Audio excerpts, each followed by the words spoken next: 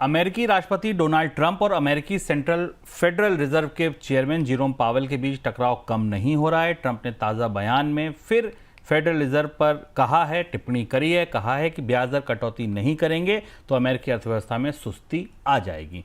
दोनों के बीच इस टकराव का खामियाजा अमेरिकी अर्थव्यवस्था को चुकाना पड़ रहा है।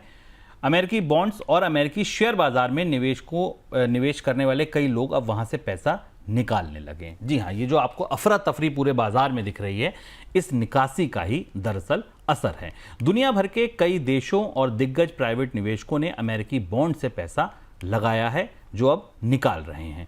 अमेरिकी बॉन्ड्स में कई देशों की सरकारों और दूसरे देशों के दिग्गज निजी निवेशकों ने खरबों डॉलर का निवेश किया हुआ है। इस साल की शुरुआत तक अमेरिकी बॉन्ड्स में $8.5 ट्रिलियन का विदेशी निवेश दर्ज किया गया है, जिसमें $4.7 ट्रिलियन का निवेश प्राइवेट निवेशकों का है और $3.8 ट्रिलियन का निवेश सरकारों का है। 8 ट्रिलियन डॉलर, 3 ट्रिलियन डॉलर, जब आप ये आंकड़े सुन रहे हैं तो आपको लग रहा होगा ये आंकड़ा कितना बड़ा है। तो सोचिए कि भारत की जो जीडीपी को ले जाने का सपना है वो $5 ट्रिलियन का देखा जाता है।